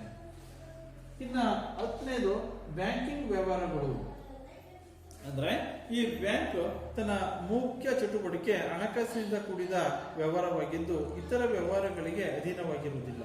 ಅಂದ್ರೆ ಹಣಕಾಸಿನಿಂದ ಕೂಡಿದಂತಹ ವ್ಯವಹಾರಗಳಿಗೆ ಸಂಬಂಧಪಟ್ಟವಾಗಿದ್ದಾಗಿರೋದ್ರಿಂದ ಇತರ ವ್ಯವಹಾರಗಳಿಗೆ ಇದು ಸಂಬಂಧಪಟ್ಟಿಲ್ಲ. ಒಂದು ಬ್ಯಾಂಕ್ ಒಂದು ಹಣಕಾಸಿನ ಸಂಸ್ಥೆ ಅಂತ ಹೇಳ್ತೀವಿ. ಅದರಿಂದ ಬ್ಯಾಂಕ್ ತನ್ನ ವ್ಯವಹಾರವನ್ನು ಹಣಕಾಸಿಗೆ ಸಂಬಂಧಪಟ್ಟಂತ ವ್ಯವಹಾರಗಳನ್ನ ಮಾತ್ರ ಇದು ನಿರ್ವಹಿಸುತ್ತೆ. ಇತರ ಯಾವುದೇ ವ್ಯವಹಾರಗಳನ್ನ ಇದು ಬ್ಯಾಂಕ್ ನಿರ್ವಹಿಸಲ್ಲ. ಇದು ಕೇವಲ ಹಣಕಾಸಿನ ವ್ಯವಹಾರಗಳಿಗೆ ಮಾತ್ರ ಸಂಬಂಧಪಟ್ಟದ್ದಾಗಿರುತ್ತೆ. ಅದರಿಂದ ಬ್ಯಾಂಕಿಂಗ್ ವ್ಯವಹಾರಗಳು, ಬ್ಯಾಂಕಿಂಗ್ ಸಂಬಂಧಪಟ್ಟಂತಹ ವ್ಯವಹಾರಗಳನ್ನ, ಹಣಕಾಸಿನ ಸಂಬಂಧಪಟ್ಟಂತಹ ವ್ಯವಹಾರಗಳನ್ನ. ಇನ್ನು 11ನೇದು ಹೆಸರಿನ ಗುರುತು. ಬ್ಯಾಂಕಿನ ಒಂದು ಬಹಳ ಪ್ರಮುಖವಾದ ಗುಣಲಕ್ಷಣ ಅಂದ್ರೆ ಬ್ಯಾಂಕ್ ತನ್ನ ಒಂದು ಹೆಸರನ್ನ ಇಟ್ಕೊಂಡಿರುತ್ತೆ. State bank of India, state bank ನಮ್ಮ ಹೆಸರು ಬಂತು. Syndicate bank, Karnataka bank, SBM state bank of Mysore, Indian bank, Canara bank. ಅಂದ್ರೆ ಇವೆಲ್ಲ ಒಂದು ಬ್ಯಾಂಕ್ ತನ್ನ ಒಂದು ಹೆಸರನ್ನ ಅದು ತನ್ನ ಗುರುತಾಗಿ ಇಟ್ಕೊಂಡಿರುತ್ತೆ. ಅದನ್ನೇ ನಾವು ಹೆಸರಿನ ಗುರುತು ಅಂತ ಕರಿತೀವಿ. ಬ್ಯಾಂಕ್ ಯಾವಾಗಲೂ ತನ್ನ ಹೆಸರಿನಲ್ಲಿ ಬ್ಯಾಂಕ್ ಎಂಬ ಪದವನ್ನ ಸೇರಿಸಿರ್ಬೇಕು. ಯಾವುದೇ ಒಂದು ತನ್ನ ಹೆಸರಿನ ಬ್ಯಾಂಕ್ ಎಂಬ ಒಂದು ಹೆಸರನ್ನ ಅದು ಸೇರಿಸಿರ್ಬೇಕು ಅಂತ. ಗ್ರಾಹಕರು ಯಾವ ಬ್ಯಾಂಕಿನ ಜೊತೆಯಲ್ಲಿ ವ್ಯವಹಾರ ಇಟ್ಕೊಂಡಿದ್ದಾರೆ ಎಂದು ತಿಳಿದಿದೆ. ಅಂದ್ರೆ ಯಾವ ಒಂದು ಬ್ಯಾಂಕ್ ಒಂದಿಗೆ ನಾವು ಹೆಸರನ್ನು ಇಟ್ಕೊಂಡಂತ ಸಂದರ್ಭದಲ್ಲಿ state bank Mysuru, corporation bank ಅಂತ, ಸಿಂಡಿಕೇಟ್ ಬ್ಯಾಂಕ್ ಅಂತ ನಾವು ಹೆಸರಿಟ್ಕೊಂಡಾಗ ಸಂದರ್ಭದಲ್ಲಿ ಆಗ ಗ್ರಾಹಕ ಯಾವ ಬ್ಯಾಂಕಿನೊಂದಿಗೆ ವ್ಯವಹಾರವನ್ನು ನಿರ್ವಹಿಸ್ತಾ ಇದ್ದಾನೆ ಅಂತೇಳಿ ನಮಗೆ ಸುಲಭವಾಗಿ ತಿಳಿಯುತ್ತೆ. ಅದರಿಂದ ಬ್ಯಾಂಕ್ ತನ್ನ ಹೆಸರಿನ ಮುಂದೆ ಬ್ಯಾಂಕ್ ಎಂಬ ಒಂದು ಪದವನ್ನ ಅದು ಸೇರಿಸಿರುತ್ತೆ. ಇವು ಬ್ಯಾಂಕಿನ ಬಹಳ ಪ್ರಮುಖವಾದಂತಹ ಗುಣಲಕ್ಷಣಗಳು. ವಿದ್ಯಾರ್ಥಿಗಳೇ, ನಾವು ಈಗ ಬ್ಯಾಂಕಿನ ಪದದ ಅರ್ಥ ಅಂದ್ರೆ ಬ್ಯಾಂಕ್ ಎಂಬ ಪದ ಇಟಾಲಿಯನ್ನ ಬ್ಯಾಂಕೋ ಎಂಬ ಪದದಿಂದ ಅಥವಾ ಫ್ರೆಂಚ್ ನ ಬ್ಯಾಂಕ್ ಎಂಬ ಪದದಿಂದ ಉತ್ಪತ್ತಿ ಹೊಂದಿದೆ. ಇದರ ಅರ್ಥ ಬೆಂಚು ಅಥವಾ ಹಣವನ್ನ ವಿನಿಮಯ ಮಾಡಿಕೊಳ್ಳುವ ಟೇಬಲ್. ಹಣವನ್ನು ವಿನಿಮಯ ಮಾಡಿಕೊಳ್ಳುವ ಟೇಬಲ್ ಅಂತ ಕರೆಯಲಾಗುತ್ತೆ.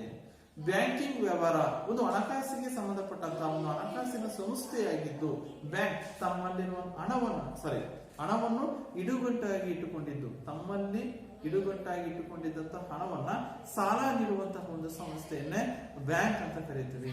ಠೇವಣಿಯನ್ನ ಸಾರ್ವಜನಿಕರಿಂದ ಠೇವಣಿಯನ್ನ ಸ್ವೀಕರಿಸಿ ಆ ಒಂದು ಹಣವನ್ನ ಮತ್ತಾರಿಗೂ ಸಾಲ ನೀಡುವಂತಹ ಒಂದು ಸಂಸ್ಥೆ ಅಂತಂದ್ರೆ ಅವಶ್ಯಕವಿರುವವರಿಗೆ ಸಾಲ ನೀಡುವಂತಹ ಸಂಸ್ಥೆ ಅಂದ್ರೆ ಬ್ಯಾಂಕಿಂಗ್ ವ್ಯವಹಾರ. ಉಳಿತಾಯ ಮಾಡುವವರಿಂದ ಸಾರ್ವಜನಿಕರಿಂದ ಯಾರು ಸಾರ್ವಜನಿಕರು ಅಥವಾ ಜನರು ಉಳಿತಾಯ ಮಾಡಬೇಕು ಎಂದು ನಿರ್ಧರಿಸಿರ್ತಾರೋ ಅಂತ ಉಳಿತಾಯದ ಹಣವನ್ನೇ ನಾವು ಬ್ಯಾಂಕ್ ಸ್ವೀಕರಿಸುವಂತ ಉಳಿತಾಯದ ಹಣವನ್ನೇ ನಾವು ಠೇವಣಿ ಅಂತ ಕರಿತೀವಿ. ಅವಶ್ಯಕವಿರುವವರಿಗೆ ಬ್ಯಾಂಕ್ ನೀಡುವಂತಹ ಹಣವೇ ಸಾಲ ಆಗಿರುತ್ತೆ.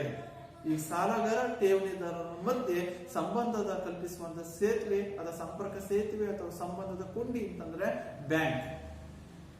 ಬ್ಯಾಂಕ್ ತನ್ನದೇ ಆದಂತಹ ಬಹಳ ಪ್ರಮುಖವಾದ ಗುಣಲಕ್ಷಣಗಳನ್ನ ಹೊಂದಿದೆ. ಬ್ಯಾಂಕಿನ ಗುಣಲಕ್ಷಣಗಳು ಅಂತಂದ್ರೆ ಒಂದು ಹಣದ ವಹಿವಾಟು, ಎರಡನೇದು ವ್ಯಕ್ತಿ ಅಥವಾ ಸಂಸ್ಥೆ ಅಥವಾ ಕಂಪನಿ, 3 ಠೇವಣಿಗಳನ್ನ ಅಂಗೀಕರಿಸುತ್ತೆ, 4 ಸಾಲಗಳನ್ನ ಕೊಡುವುದು, 5 ಪಾವತಿ ಅಥವಾ ಹಿಂದಕ್ಕೆ ಪಡೆಯುವುದು, 6 ಏಜೆಂಟ್ ಅಥವಾ ಉಪಯುಕ್ತ ಸೇವೆ, 7 ಲಾಭ ಮತ್ತು ಸೇವಾ ಭಾವನೆ, 8 ನಿರಂತರ ವಿಸ್ತರಿಸುತ್ತಾ ಹೋಗುವಂತಹ ಕಾರ್ಯಗಳು, 9 ಸಂಬಂಧ ಕಲ್ಪಿಸುವ ಕೊಂಡಿ, 10 ಬ್ಯಾಂಕಿಂಗ್ ವ್ಯವಹಾರ, 11 ಹೆಸರಿನ ಗುರುತು. ಇವು ಬ್ಯಾಂಕಿನ ಬಹಳ ಪ್ರಮುಖವಾದಂತಹ ಗುಣಲಕ್ಷಣಗಳು. ನೆಕ್ಸ್ಟ್ ಈಗ ಬ್ಯಾಂಕಿನ ಒಂದು ಪದದ ಅರ್ಥ ಮತ್ತು ಬ್ಯಾಂಕಿನ ಗುಣಲಕ್ಷಣಗಳನ್ನ ನಾವೀಗ ತಿಳ್ಕೊಂಡು ಈಗ ಬ್ಯಾಂಕಿನ ಕಾರ್ಯಗಳು ನಾವು ಹೇಳ್ದಂಗೆ ಬ್ಯಾಂಕ್ ತನ್ನದೇ ಆದಂತಹ ಮಹತ್ವವನ್ನ ಇದು ಪಡೆದುಕೊಂಡಿದೆ. ಹಾಗಾದ್ರೆ ಒಂದು ಬ್ಯಾಂಕಿನ ಕಾರ್ಯಗಳೇನು, ಬ್ಯಾಂಕ್ ಯಾವ್ಯಾವ ತನ್ನ ಪ್ರಮುಖ ಕಾರ್ಯಗಳನ್ನ ನಿರ್ವಹಿಸ್ತಾ ಇದೆ ಅಂತಂದ್ರೆ ಬ್ಯಾಂಕಿನ ಕಾರ್ಯಗಳು ಮೊದಲನೇದು ಸಾರ್ವಜನಿಕರಿಂದ ಅಥವಾ ಇತರರಿಂದ ಠೇವಣಿಗಳನ್ನು ಅಂಗೀಕರಿಸುವುದು. ಸಾರ್ವಜನಿಕರಿಂದ ಅಥವಾ ಇತರರಿಂದ ಠೇವಣಿಗಳನ್ನು ಅಂಗೀಕರಿಸುವುದು. 2 ಸಾರ್ವಜನಿಕರಿಗೆ ಮತ್ತು ಸಂಘ ಸಂಸ್ಥೆಗಳಿಗೆ ಸಾಲಗಳನ್ನು ಕೊಡುವುದು. ಸಾರ್ವಜನಿಕರಿಗೆ ಮತ್ತು ಸಂಘ ಸಂಸ್ಥೆಗಳಿಗೆ ಸಾಲಗಳನ್ನು ಕೊಡುವುದು. 3 ಹಣವನ್ನು ಒಂದು ಸ್ಥಳದಿಂದ ಮತ್ತೊಂದು ಸ್ಥಳಕ್ಕೆ ವರ್ಗಾಯಿಸುವುದು. ಹಣವನ್ನು ಒಂದು ಸ್ಥಳದಿಂದ ಮತ್ತೊಂದು ಸ್ಥಳಕ್ಕೆ ವರ್ಗಾಯಿಸುವುದು. 4 ಚೆಕ್ ಮತ್ತು ಹುಂಡಿಗಳ ಮೇಲೆ ಹಣ ವಸೂಲು ಮಾಡುವುದು. ಚೆಕ್ ಮತ್ತು ಹುಂಡಿಗಳ ಮೇಲೆ ಹಣವನ್ನು ವಸೂಲು ಮಾಡುವುದು. 5 ಹುಂಡಿಗಳನ್ನು ಸೋಡಿ ಮಾಡುವುದು. 6 ಭದ್ರತಾ ಕಪಾಟುಗಳನ್ನು ಬಾಡಿಗೆಗೆ ಕೊಡುವುದು. 7 ವಿದೇಶಿ ವಿನಿಮಯದ ವ್ಯವಹಾರಗಳನ್ನು ನಿರ್ವಹಿಸುವುದು. ಬೆಲೆ ಬಾಳುವ ವಸ್ತುಗಳನ್ನು ತಮ್ಮ ಸುಪರ್ದಿನಲ್ಲಿ ಭದ್ರವಾಗಿ ಇಟ್ಟುಕೊಳ್ಳುವುದು. ಸಾರ್ವಜನಿಕರಲ್ಲಿರುವಂತಹ ಏನು ಬೆಲೆ ಬಾಳುವಂತಹ ವಸ್ತುಗಳನ್ನ ಭದ್ರವಾಗಿ ಇಟ್ಕೊಳ್ಳುವುದು. 9 ಸಾಲ ಪತ್ರಗಳನ್ನು ಮತ್ತು ಜವಾಬ್ದಾರಿ ಪತ್ರಗಳನ್ನು ಕೊಡುವುದು. ಸಾಲ ಪತ್ರವನ್ನ ಮತ್ತು ಜವಾಬ್ದಾರಿ ಪತ್ರಗಳನ್ನ ಕೊಡುವುದು.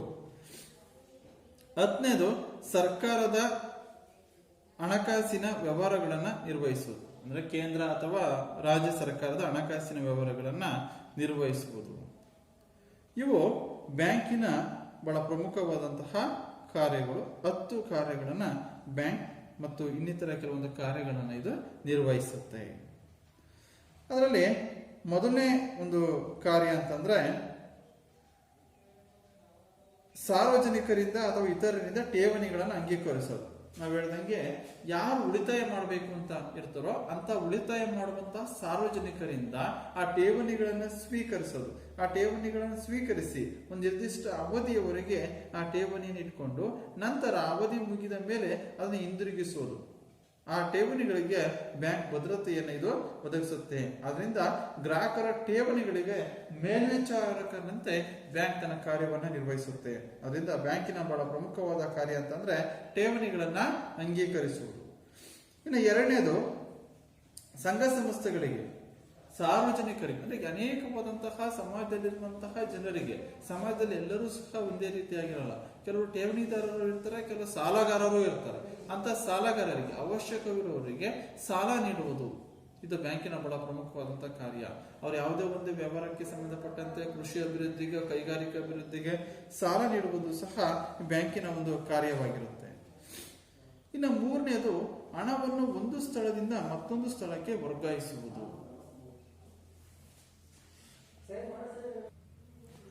ಇಲ್ಲಿ ಹಣದ ಒಂದು ಕಾರ್ಯಗಳಲ್ಲಿ ನಾವು ಬಹಳ ಪ್ರಮುಖವಾಗಿ ಮೂರನೇ ಕಾರ್ಯ ಹೇಳಿದ್ವಿ.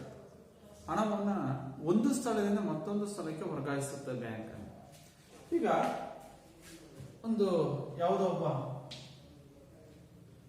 ಒಂದು ಪ್ರವಾಸಕ್ಕೆ ಅಥವಾ ವಿವಿಧ ಒಂದು ಉದ್ದೇಶಕ್ಕೆ ಅಂತೇಳಿ ಒಂದು ದೂರದ ದೆಹಲಿಗೆ ವ್ಯಕ್ತಿ ಹೋಗಿರ್ತಾನೆ. ದೆಹಲಿಯಲ್ಲಿರುವಂತಹ ವ್ಯಕ್ತಿ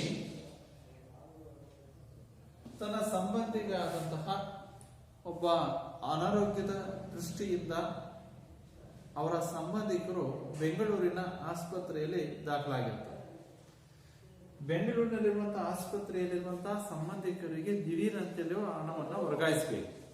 ಅವರ ಆಸ್ಪತ್ರೆಯಲ್ಲಿ ಒಂದು ಆಪರೇಷನ್ ಇರ್ಬೋದು, ಮತ್ತಿತರವಾದಂತಹ ಒಂದು ಕಾರ್ಯಕ್ಕೆ ಹಣದ ಅವಶ್ಯಕವಿರುತ್ತೆ. ಅವರಿಗೆ ಹಣವನ್ನ ವರ್ಗಾಯಿಸಬೇಕು. ಹಣದ ಅವಶ್ಯಕತೆ ತುಂಬಾ ಇರುತ್ತೆ. ಆಗ ದೆಹಲಿಯಲ್ಲಿರುವಂತಹ ವ್ಯಕ್ತಿ ಬೆಂಗಳೂರಿನಲ್ಲಿರುವಂತಹ ಸಂಬಂಧಿಕನಿಗೆ ಹಣವನ್ನ ಅವನು ಕಳಿಸಬೇಕಾದ್ರೆ ಆಗ ಬ್ಯಾಂಕ್ ಬಹಳ ಪ್ರಮುಖವಾಗಿ ಕಾರ್ಯನಿರ್ವಹಿಸುತ್ತೆ. ಆ ವ್ಯಕ್ತಿ ದೆಹಲಿಯಲ್ಲಿರುವಂತಹ ಒಂದು ಬ್ಯಾಂಕಿಗೆ ಹೋದಾಗ ಆ ವ್ಯಕ್ತಿಯ ಒಂದು ಖಾತೆಯಿಂದ ಬೆಂಗಳೂರಿನಲ್ಲಿರುವಂತಹ ಆ ಸಂಬಂಧಿಕನ ಖಾತೆಗೆ ಹಣವನ್ನು ಏನ್ ಮಾಡುತ್ತೆ, ವರ್ಗಾಯಿಸುತ್ತೆ.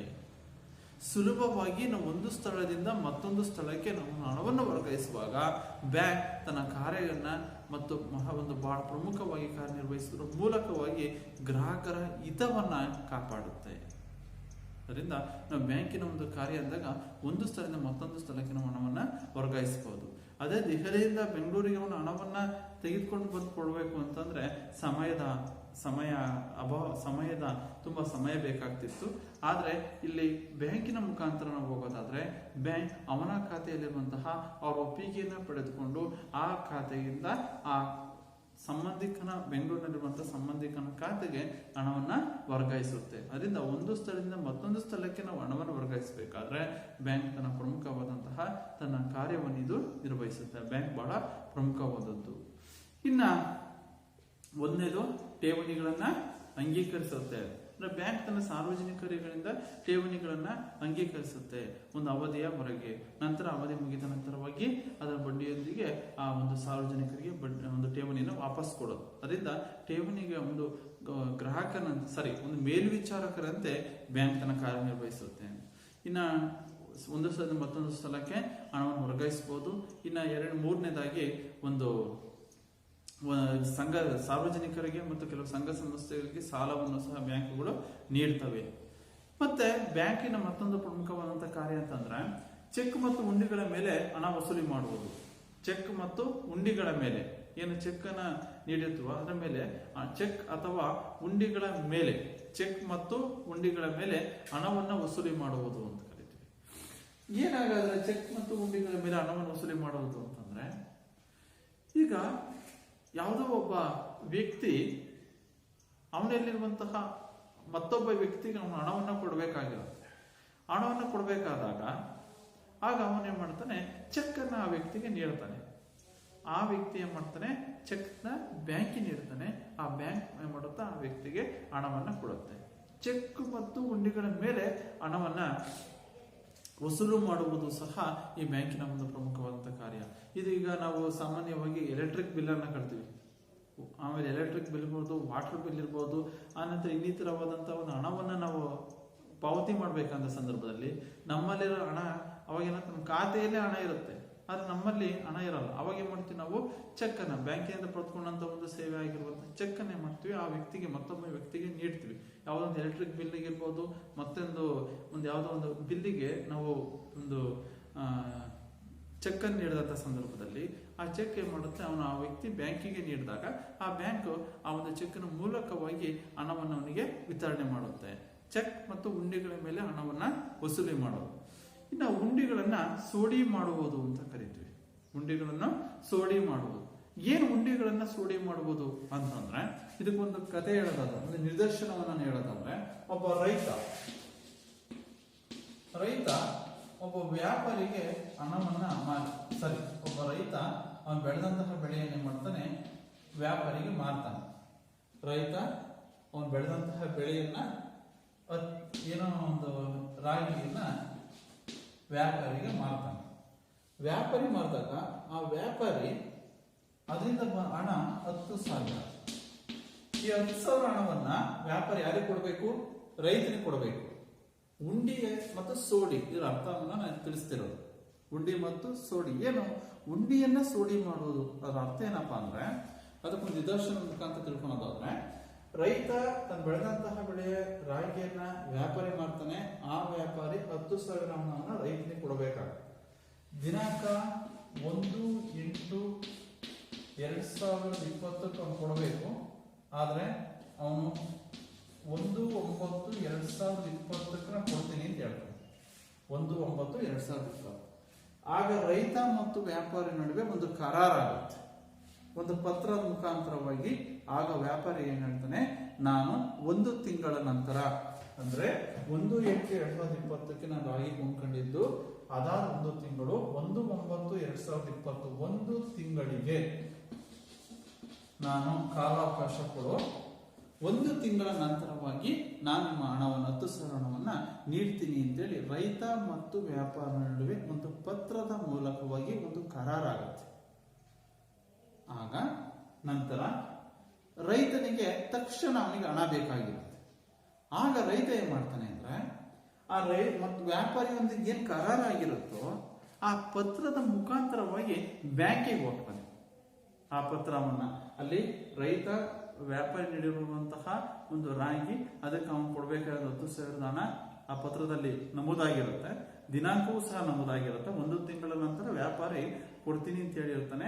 1/9/2020 ಆ 1 ತಿಂಗಳ ಕಾಲಾವಕಾಶ ಅವಧಿಯೂ ಸಹ ಒಂದು ಆ ಪತ್ರದಲ್ಲಿ ನಮೂದಾಗಿರುತ್ತೆ. ಆ ಪತ್ರವನ್ನು ತೆಗೆದುಕೊಂಡು ರೈತ ತಕ್ಷಣಕ್ಕೆ ಅವನಿಗೆ ಹಣದ ಅವಶ್ಯಕತೆ ಇರೋದ್ರಿಂದ ಬ್ಯಾಂಕಿಗೆ ಹೋಗ್ತಾನೆ.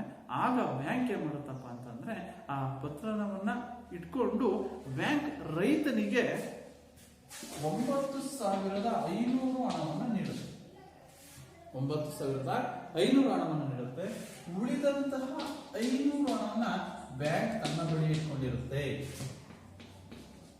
ಉಳಿದ ಹಣವನ್ನ 500 ಹಣವನ್ನ ಬ್ಯಾಂಕ್ ಇಟ್ಕೊಂಡಿರುತ್ತೆ. ನಂತರ ಆ ಒಂದು ವ್ಯಾಪಾರಿಗೆ ಆ ಒಂದು ಕಾಲಾವಧಿ ಮುಗಿದ ನಂತರ 1/9/2020 ಈ ಕಾಲಾವಧಿ ಮುಗೀತು. ಆ ಕಾಲಾವಧಿ ಮುಗಿದ ನಂತರವಾಗಿ ಬ್ಯಾಂಕ್ ಏನ್ ಮಾಡುತ್ತಪ್ಪ ಅಂತಂದ್ರೆ, ಆ ವ್ಯಾಪಾರಿಯಿಂದ 10,000 ಹಣವನ್ನ ಇದು ವಸೂಲಿ. ಆ ಬ್ಯಾಂಕ್ ಏನ್ ಮಾಡುತ್ತೆ, ಆ ಒಂದು ವ್ಯಾಪಾರಿಯಿಂದ ನಂತರ ಏನ್ ಮಾಡುತ್ತೆ, ಈ 10,000 ಹಣವನ್ನ ವಸೂಲಿ ಮಾಡುತ್ತೆ. ಹೀಗೆ ಈ ಹುಂಡಿಗಳನ್ನ ಸೋಡಿ ಮಾಡುವುದು, ಈ ಕಾರ್ಯವನ್ನು ಸಹ ಬ್ಯಾಂಕು ನಿರ್ವಹಿಸುತ್ತೆ. ಇನ್ನು ಭದ್ರತಾ ಕಪಾಟುಗಳನ್ನು ನೀಡುತ್ತೆ. ಸಾರ್ವಜನಿಕರಲ್ಲಿರುವಂತಹ ಬೆಲೆ ಬಾಳುವಂತಹ ವಸ್ತುಗಳಿಗೆ ಮತ್ತು ಅವರಲ್ಲಿರುವಂತಹ ಹಣವನ್ನ ಸಂಗ್ರಹಿಸಲಿ, ತಮ್ಮಲ್ಲಿ ಇಟ್ಕೊಳ್ಳಲು ಆ ಬ್ಯಾಂಕ್ ಏನ್ ಮಾಡುತ್ತೆ, ಸುರಕ್ಷತೆಯ ದೃಷ್ಟಿಯಿಂದ ಆ ಸಾರ್ವಜನಿಕರಿಗೆ ಒಂದು ಬ್ಯಾಂಕ್ ತನ್ನ ಒಂದು ಭದ್ರತಾ ಕಪಾಟುಗಳನ್ನ ನೀಡುತ್ತೆ. ಅದಕ್ಕೆ ಆ ಒಬ್ಬೊಬ್ಬರಿಗೆ ಒಂದೊಂದು ಲಾಕರ್ ಸಿಸ್ಟಮ್ ಅನ್ನ ಮಾಡಿ ಆ ಒಬ್ಬ ವ್ಯಕ್ತಿಗೆ ಅವರ ಒಂದು ಖಾತೆಗೆ ಸಂಬಂಧಪಟ್ಟಂತೆ ಆ ಲಾಕರ್ ನಲ್ಲಿ ಅವರು ತಮ್ಮಲ್ಲಿರುವಂತಹ ಬೆಲೆ ಬಾಳುವ ವಸ್ತುಗಳನ್ನ ಅಥವಾ ಹಣವನ್ನು ಅವರು ಇಟ್ಕೊಳ್ಳಬಹುದು ಮತ್ತು ದಾಖಲೆಗಳನ್ನು ಸಹ ಭದ್ರತಾ ಕಪಾಟಿನಲ್ಲಿ ಇಡಬಹುದು. ಅದರಿಂದ ಬ್ಯಾಂಕ್ ಭದ್ರತಾ ಕಪಾಟುಗಳನ್ನು ಸಹ ನೀಡುತ್ತೆ. ನಂತರ ವಿದೇಶಿ ವಿನಿಮಯದ ವ್ಯವಹಾರಗಳನ್ನ ನಿರ್ವಹಿಸುವುದು.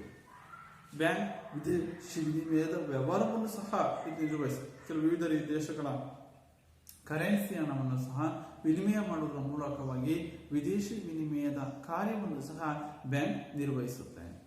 ನಂತರ ಬೆಲೆ ಬಾಳುವಂತಹ ವಸ್ತುಗಳನ್ನ ಯಾವುದೇ ಗ್ರಾಹಕರಲ್ಲಿ ಅಥವಾ ಜನರಲ್ಲಿ ಇರುವಂತಹ ಒಂದು ಬೆಲೆ ಬಾಳುವಂತಹ ವಸ್ತುಗಳನ್ನ ತನ್ನ ಸುಪರ್ತಿಯಲ್ಲಿ ಭದ್ರವಾಗಿ ಇಟ್ಕೊಳ್ಳುತ್ತೆ.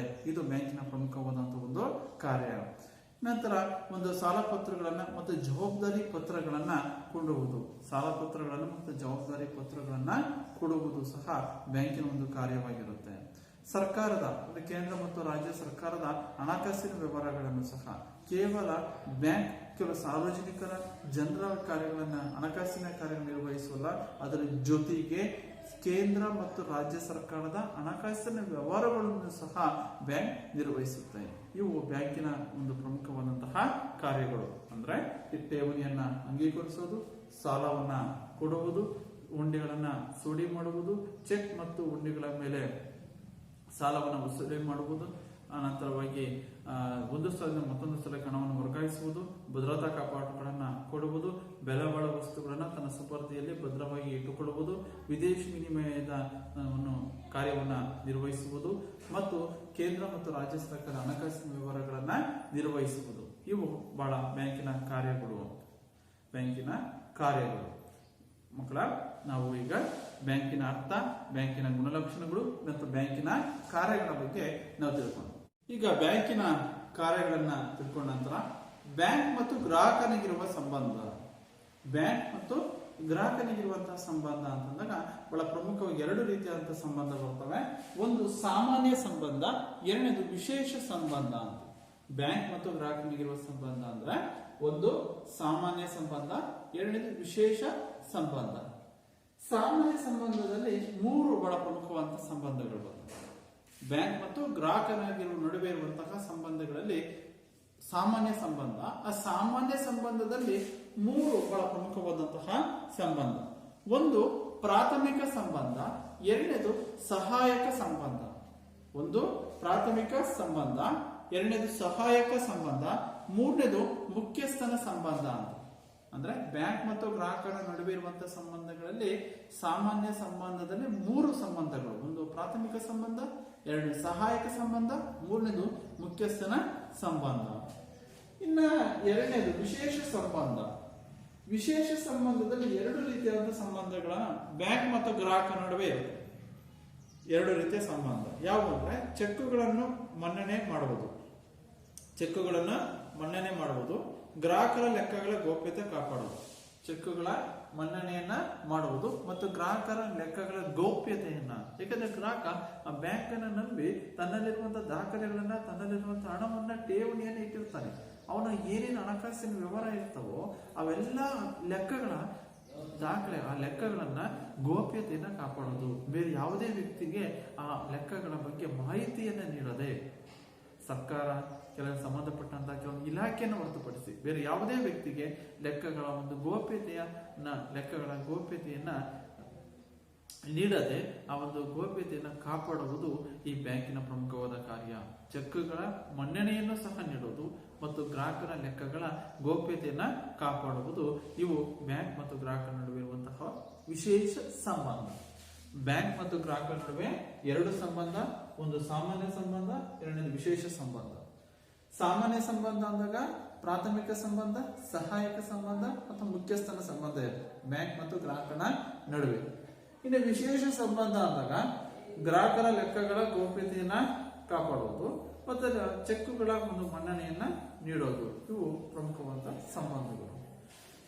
ವಿದ್ಯಾರ್ಥಿಗಳೇ, ಈಗ ಮಕ್ಕಳ ಬ್ಯಾಂಕ್ಗಳು ಮತ್ತು ಗ್ರಾಹಕರ ನಡುವೆ ಇರುವ ಸಂಬಂಧದ ನಂತರವಾಗಿ ಬ್ಯಾಂಕ್ಗಳು ಸಲ್ಲಿಸುವಂತಹ ಸೇವೆಗಳು. ಹಾಗಾದ್ರೆ ಬ್ಯಾಂಕುಗಳು ಯಾವ್ಯಾವ ಸೇವೆಗಳನ್ನು ಸಲ್ಲಿಸ್ತವೆ ಗ್ರಾಹಕರಿಗೆ ಅಂತಂದ್ರೆ, ಬ್ಯಾಂಕುಗಳು ಸಲ್ಲಿಸುವಂತಹ ಸೇವೆಗಳು ಅಂತಂದ್ರೆ ಒಂದು ಬಹಳ ಪ್ರಮುಖವಾದಂತಹ ಸೇವೆಗಳು.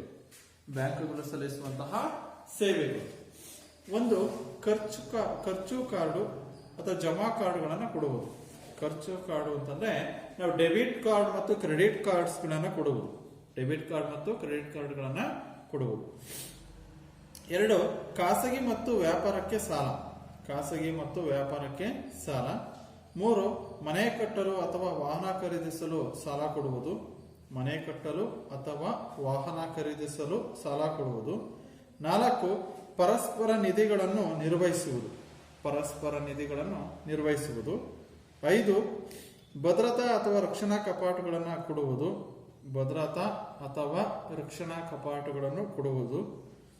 6, ಭರವಸೆ ಸೇವೆಗಳು. 7 ಸಹಿಗಳಿಗೆ ಜವಾಬ್ದಾರಿ ಹಾಕುವುದು. ಭರವಸೆ ಸೇವೆಗಳ ನಂತರ ಸಹಿಗಳಿಗೆ ಜವಾಬ್ದಾರಿ ಹಾಕುವುದು. 8 ಇ ಬ್ಯಾಂಕಿಂಗ್ ಸೇವೆಗಳು. ಇ ಬ್ಯಾಂಕಿಂಗ್ ಸೇವೆಗಳು ಹೀಗೆ ಬ್ಯಾಂಕುಗಳು ಹೀಗೆ ಬ್ಯಾಂಕುಗಳು 8 ಸೇವೆಗಳನ್ನ ಬಹಳ ಪ್ರಮುಖವಾದಂತಹ ಸೇವೆಗಳನ್ನ ಸಲ್ಲಿಸ್ತವೆ. ಅಂದ್ರೆ ಡೆಬಿಟ್ ಕಾರ್ಡ್ ಮತ್ತು ಕ್ರೆಡಿಟ್ ಕಾರ್ಡ್ಗಳನ್ನ ಕೊಡುವುದು, ಸಹಿಗಳಿಗೆ ಜವಾಬ್ದಾರಿ ಹಾಕುವುದು, ಇವು ಇನ್ನಿತರ ಬಹಳ ಪ್ರಮುಖವಾದಂತಹ ಒಂದು ಸೇವೆಗಳನ್ನ ಬ್ಯಾಂಕುಗಳು ಸಲ್ಲಿಸ್ತವೆ. ನಂತರ ಬ್ಯಾಂಕಿಂಗ್ ವ್ಯವಹಾರ. ಈ ಬ್ಯಾಂಕಿಂಗ್ ವ್ಯವಹಾರದ ಬಗ್ಗೆ ನಾವು ಮುಂದಿನ ತರಗತಿಯಲ್ಲಿ ತಿಳ್ಕೊಳ್ಳೋಣ.